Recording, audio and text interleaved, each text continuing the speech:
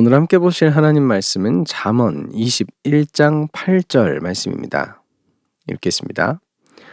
죄를 크게 범한 자의 길은 심히 구부러지고 깨끗한 자의 길은 곧으니라. 아멘. 오늘 말씀은 좀 의미심장합니다. 두 사람을 비교하고 있는데 큰 죄를 범한 자와 깨끗한 자를 비교하고 있죠. 여기서 큰 죄를 범한 사람의 길은 심히 구부러져 있다. 그리고 깨끗한 자의 길은 곧다라고 표현하고 있습니다. 여기 나오는 길은 각각의 인생을 비유한다고 볼 수 있습니다.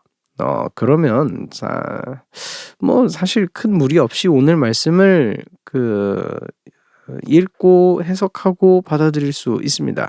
그렇죠? 그냥 그렇구나 하고 넘어갈 수 있는 거니까요. 그런데 여기서 두 가지를 좀 생각해 볼 점이 있습니다.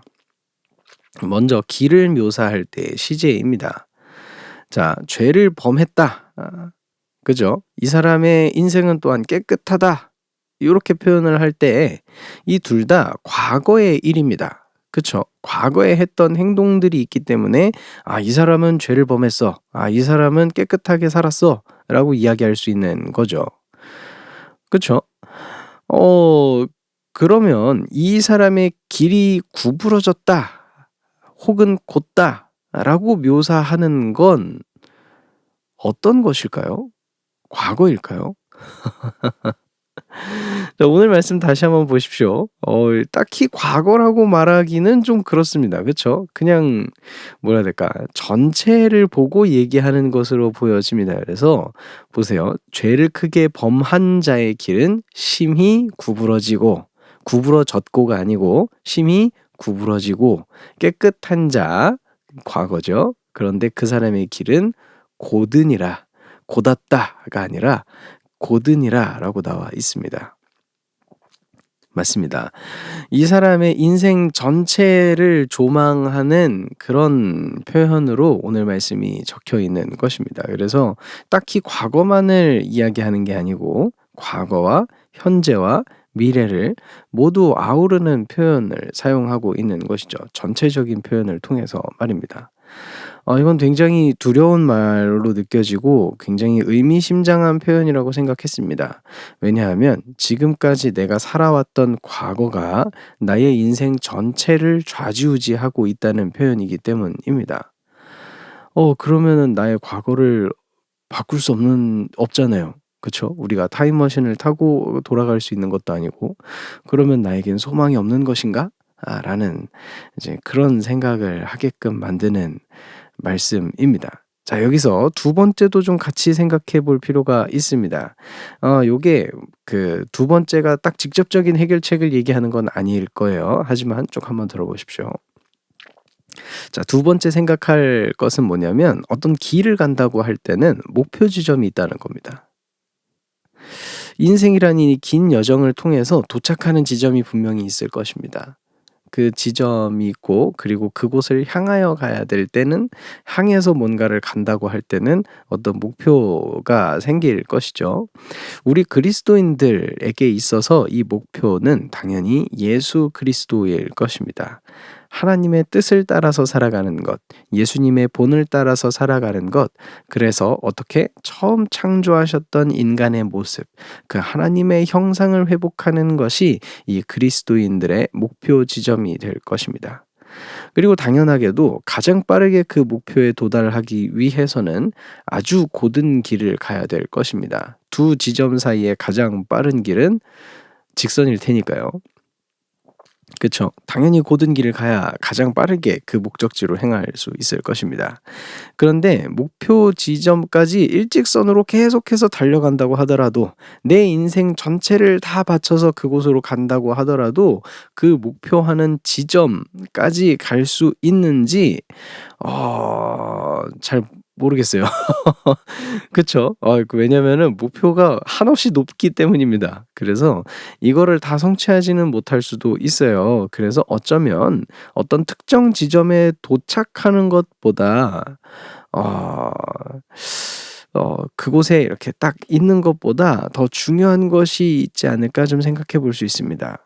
하나님께서도 이걸 모르지 않으실 겁니다. 이 인생을 다 바쳐도 그 하나님의 기준에 도달하지 못할 수 있다는 것을 모르시지는 않을 거예요. 그래서 하나님께서 바라시는 건 어쩌면 특정 지점에 도착하는 것보다도 이 인생 전체의 방향성이 그 목표를 향하고 있는지 그것이 더 중요할지 모르겠습니다. 제가 하나님이 아니어서 이렇게 딱 특정을 지어서 이렇게 말씀을 드릴 수는 없지만 '그렇지 않을까?'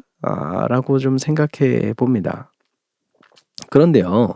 앞서 말씀드렸던 것처럼 죄를 이제 과거에 지었어요. 내가 이미 저질렀어요. 죄를 지어 버리게 되면 길이 그때부터 그냥 구부러지게 됩니다. 그쵸? 오늘 말씀에서는 이제 죄를 크게 범한 큰 죄를 이제 이야기하는데, 그러면서 "심히 구부러진다."라고 표현을 하죠. 그러니까 죄를 크게 지으면 크게 지을수록 심히 구부러지는 겁니다. 그쵸? 더 굴곡이 커지는 거죠.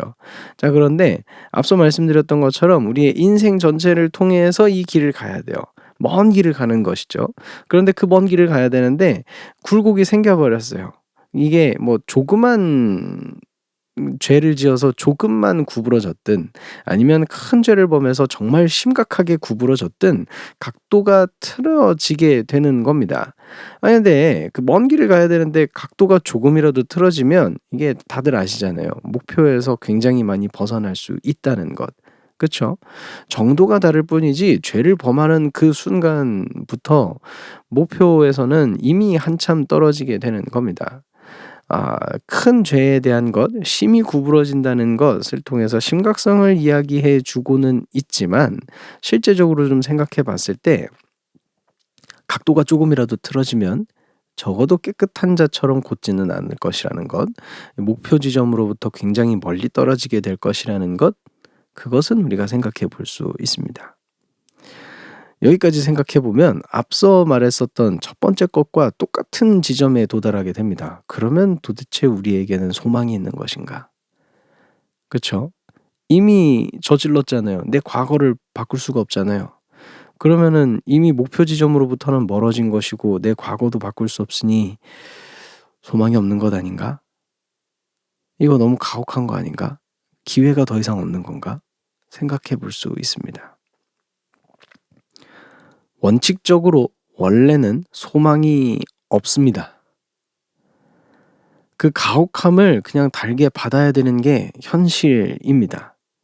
그 결과가 원래는 이 인류 앞에 놓여 있었습니다. 그런데 정말 놀랍게도 이를 해결할 방법을 하나님께서는 우리에게 주셨습니다. 하나님께서는 우리에게 그 독생자 예수 그리스도를 내어 주셨고, 예수님께서는 우리를 위해서 희생해 주셨습니다.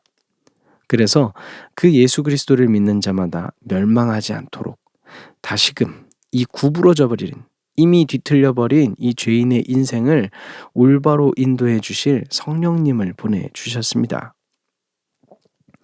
주님의 은혜를 따라, 그 성령님의 인도하심을 따라 곧은 길로 가는 제가 되기를 소망합니다.